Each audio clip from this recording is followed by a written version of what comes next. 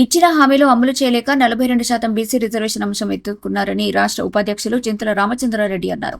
జిల్లా కేంద్రంలోని BJP party కార్యాలయంలో స్థానిక సంస్థల ఎన్నికలు సమీపిస్తున్న వేళ ముఖ్య కార్యకర్తల సమావేశాన్ని ఏర్పాటు చేశారు. ఈ కార్యక్రమానికి రాష్ట్ర ఉపాధ్యక్షులు చింతల రామచంద్రారెడ్డి ముఖ్య అతిథిగా హాజరయ్యారు. ఈ సందర్భంగా వారు మాట్లాడుతూ దేశంలో 60 ఏళ్లుగా అధికారంలో కాంగ్రెస్ ఉంది. అధికారంలో ఉన్నప్పుడు ఎందుకు 42% కల్పించలేదు?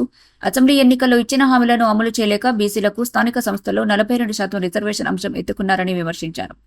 కార్యకర్త తలుచుకుంటే ఏదైనా చేయగలుగుతారని సీఎం రేవంత్ ఎన్నికల్లో అబద్దాలు చెప్పి అధికారంలోకి వచ్చింది కాంగ్రెస్ పార్టీ అని అన్నారు. విద్యార్థులకు స్కూటీలు ఇస్తామన్నారు. నిరుద్యోగులకు నిరుద్యోగ భృతి, మహిళలకు 2500 నెలకు ఇస్తామన్నారు. నెలకు వృద్ధాప్య పెన్షన్లు 4000, వికలాంగులకు 6000 రూపాయలు ఇస్తామని చెప్పారు. సీఎం రేవంత్ రెడ్డి 18 నెలలు గడిచినా అమలు చేయడం లేదని విమర్శలు చేశారు. మనం అధికారంలో లేకున్నా 12 లక్షల కోట్ల రూపాయల కేంద్ర ప్రభుత్వం నిధులు తెలంగాణకు ఇచ్చిందని తెలిపారు.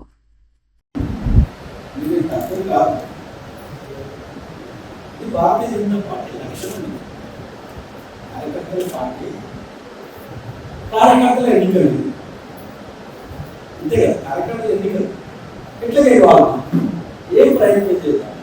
చాలా మంది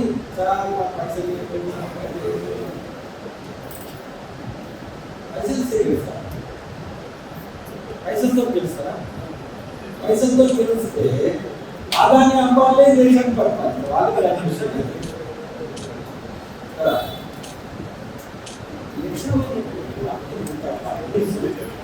ఏమి ఆశించకుండా ఎలాంటి దానికి నా పార్టీ దేశం గురించి పనిచేస్తారు, అందరి గురించి పనిచేస్తారు అని పనిచేస్తున్నటువంటి కార్యకర్తలు మాకు ఎందుకు నరేంద్ర మోదీ గారి నాడు ఇంత కష్టపడుతుంది. అందరూ ప్రైమ్ మినిస్టర్ అందరూ అంటే 3 సార్లు ప్రైమ్ మినిస్టర్ కాదు. ప్రైమ్ మినిస్టర్ చేయాలనుకుంటే కార్యకర్తలు ఏదైతే ఆశించి ప్రతి కార్యకర్త కూడా కష్టపడి పనిచేసి ప్రభుత్వం ఎన్నికేస్తున్నామా ముఖ్యమంత్రి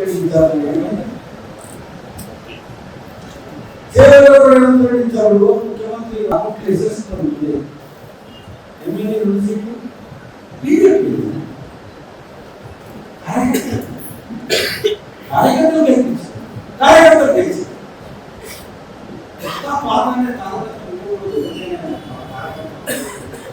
ఎంతెంత మంది వచ్చిన పార్టీలో ఎదుగుతుంటే అంతంత శక్తి మనకు పెరుగుతుంది.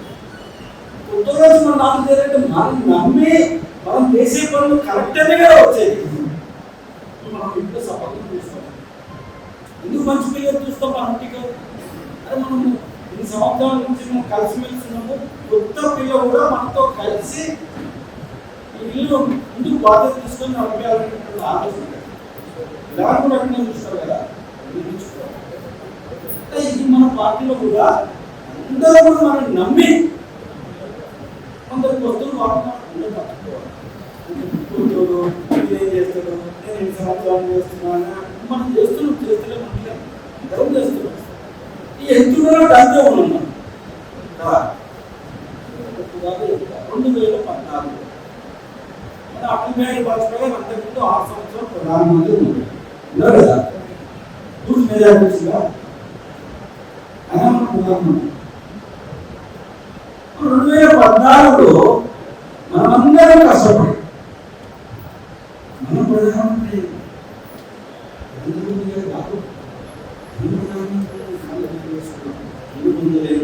సీట్లు 13 కోట్ల మంది ఓటు వేసి 283 సీట్లు గెలిపించారు. 13 కోట్ల ఓట్లు వచ్చింది.